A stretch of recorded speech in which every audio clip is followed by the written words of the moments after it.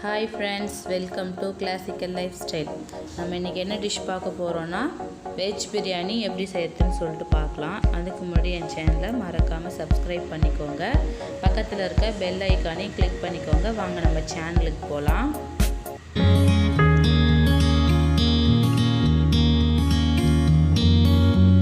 இப்போ வாங்க டிஷ்ஷுக்கு பார்க்கலாம். நான் ஸ்டவ் ஆன் பண்ணி ஒரு குக்கர் எடுத்து வச்சுக்கிறேன். குக்கர் ஹீட் ஆகட்டும். குக்கர் ஹீட் ஆன உடனே நம்ம அதில் பட்டர் சேர்த்துக்கலாம். நீங்கள் நெய் வேணுனாலும் சேர்த்துக்கலாம். இன்றைக்கி நான் உங்களுக்கு பட்டரில் செஞ்சு காமிக்க போகிறேன். ஒரு 2 ஸ்பூன் பட்டர் சேர்த்துக்கிறேன். பட்டர் உருகிடோடனே ஆயிலும் 2லேருந்து 3 ஸ்பூனும் சேர்த்துக்கிறேன். நல்லா ஹீட் ஆகட்டும்.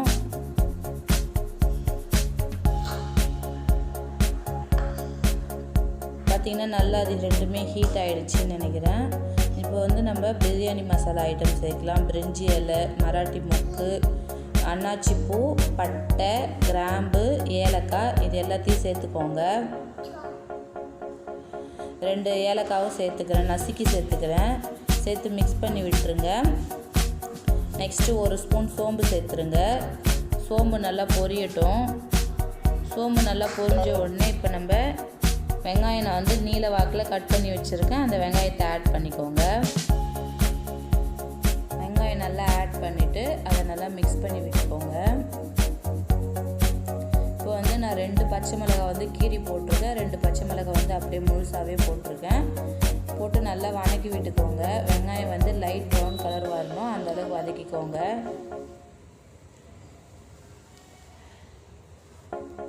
இப்போ பார்த்தீங்கன்னா நான் முந்திரி பருப்பும் சேர்த்துக்கிறேன்.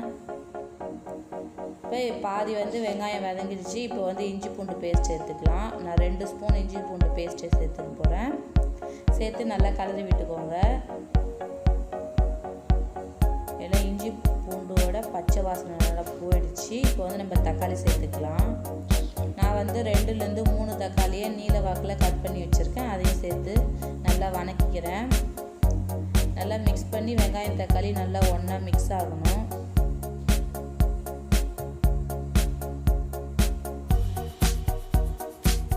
இப்போ பார்த்தீங்கன்னா நல்லா வெங்காயம் தக்காளிலாம் நல்லா வதங்கிடுச்சு. இப்போ நம்ம காய்கறி சேர்த்துக்கலாம்.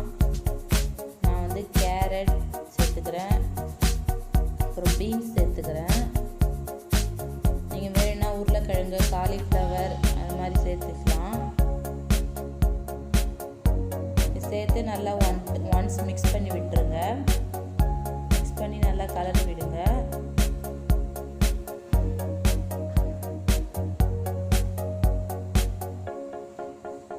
பார்த்தீங்கன்னா அது ஒரு 2 நிமிஷம் ஆயிலே வெந்திருக்கு. இப்போ நான் மீன் மேக்கர் சேர்த்துக்க போகிறேன். நான் இதை சுடுதண்ணியில் ஊற வச்சு எடுத்து வச்சுருக்கேன். அதை சேர்த்துக்கோங்க. சேர்த்து அதையும் சேர்த்து நல்லா கலரி விடுங்க. பார்த்திங்கன்னா நல்லா கலரி வச்சு இப்போ மசாலா சேர்த்துக்கலாம். இது காஷ்மீரி ரெட் சில்லி பவுடர் சேர்த்துக்கிறேன். குழம்பு மிளகாத்தூள், கரம் மசாலா சேர்த்துக்கிறேன். 2 ஸ்பூன் குழம்பு மசாலா தூள் சேர்த்துருக்கேன். 1 spoon Kashmir red chilli powder, 1 spoon garam masala, 1/2 spoon மஞ்சள் தூள் சேர்த்துக்கோங்க.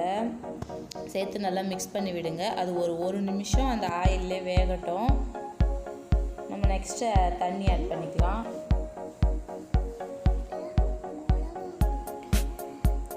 இப்போ பார்த்தீங்கன்னா நான் ஆலாக்கில் 2 ஆலாக்கு அரிசி ஊற வச்சுருக்கேன். அதுக்காக நான் இப்போ தண்ணி எடுத்துக்க போகிறேன். நான் பாஸ்மதி அரிசி தான் வச்சுருக்கேன். அதுக்கு 1க்கு 1.5 பதத்தில் தண்ணி ஊற்றிக்க போகிறேன்.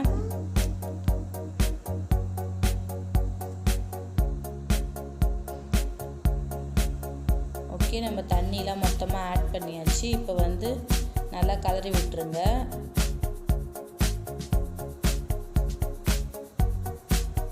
கலரி குக்கர் மூடி போட்டு வைங்க. ஒரு கொதி வரட்டும். வந்ததுக்கப்புறம் நெக்ஸ்ட் என்னன்னு பார்க்கலாம். இப்போ உப்பு சேர்த்துக்கலாம். தேவையான அளவு உப்பு சேர்த்துக்கோங்க. பார்த்தீங்கன்னா நல்லா நுர கட்டி வந்திருக்கு ஃபுல்லாக. பார்த்திங்கன்னா கொதிக்குது. ஒரு கொதி வந்துருச்சு. இப்போ நம்ம ஊற வச்சு கழுவுன பாஸ்மதி அரிசியை சேர்த்துக்கோங்க. சேர்த்து நல்லா கலரி விட்டுக்கோங்க.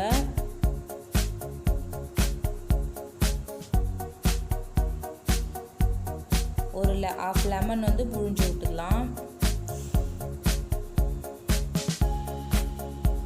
சேர்த்து நல்லா மிக்ஸ் பண்ணுங்கள். நான் கொஞ்சம் பட்டரும் சேர்த்துக்கிறேன் 1 ஸ்பூன். மிக்ஸ் பண்ணிவிட்டு நீங்கள் புதினா கொத்தமல்லி வேணுனாலும் சேர்த்துக்கலாம். ரொம்ப கிளறாதீங்க, அரிசி உடஞ்சிரும். இப்போ நம்ம குக்கர் வந்து மூடி போட்டு விசில் போட்டுக்கலாம்.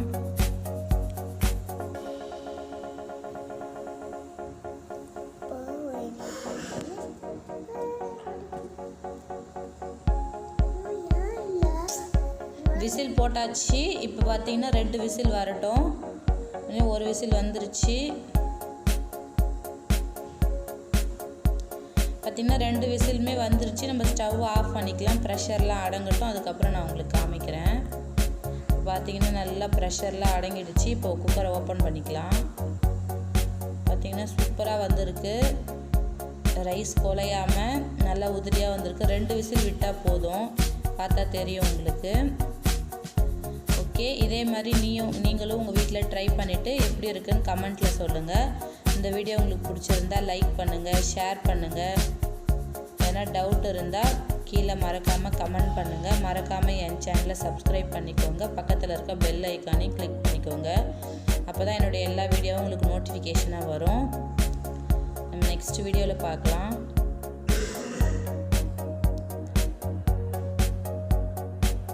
Okay, thank you.